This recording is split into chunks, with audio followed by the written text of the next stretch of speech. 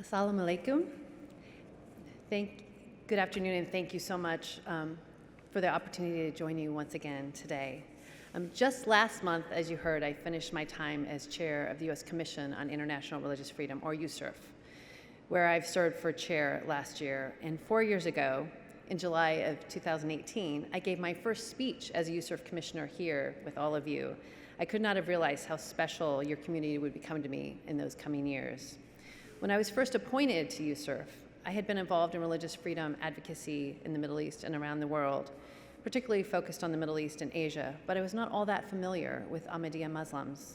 Working with so many from your community over the past few years, like Amjad, and thank you for that beautiful, warm introduction, and Nisa Malik, Saeed Ahmadi, and others, seeing how you lived your life in a community with a beautiful commitment to love for all, hatred for none, has endeared your community to me in so many ways. In fact, as you just heard, some of the highlights of my time have been working with your community while being a part of USCIRF and being involved in evacuating several Ahmadi families from Afghanistan. The low point of my time as well has involved your community in the lost opportunities that we weren't able to do and the painful realization of what that meant. And I'm pleased that the work of USCIRF, while I was chair, took a strong stand for the Ahmadiyya community. We were, and USCIRF remains, a strong voice for Ahmadis to be able to practice their faith freely and be welcomed as an equal member of society. In October, we at USCIRF produced a fact sheet on Ahmadiyya Muslims, highlighting the severe persecution in a range of Muslim-majority countries.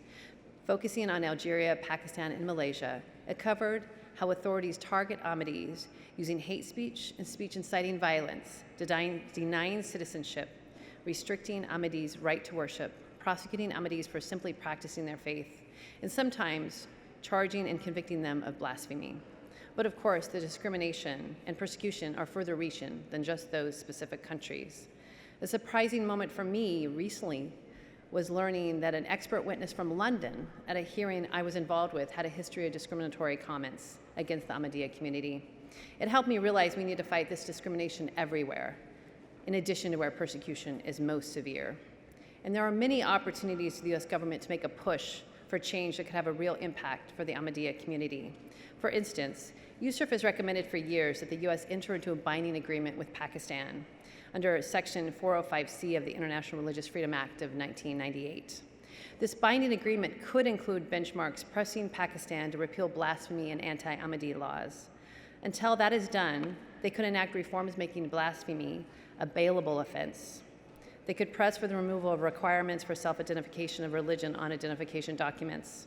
There are so many ways the US government could be a strong voice for Ahmadiyya community in Pakistan and other countries around the world, and I certainly appreciate your statement and the leadership of the International Religious Freedom Office in the State Department. While you may feel the heavy burden of your brothers and sisters in faith, enduring more persecution in recent years, unfortunately, we have seen that globally for religious freedom in general. With all the heightened focus on religious freedom in recent years, why are things continuing to deteriorate for religious communities around the world? While government-to-government interactions continue to be important, in fact, maybe even necessary for real change, the work of civil society among the grassroots should be prioritized more than ever. We need a top-down and a bottom-up approach to changing religious freedom conditions in countries that continue to violate the international norms.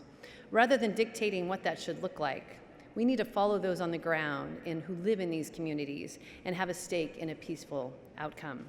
And as a Christian who has advocated for religious minorities in the Middle East, Asia, and throughout the world, I see how religious minorities standing together to advocate for one another's rights is more effective than just advocating for their own.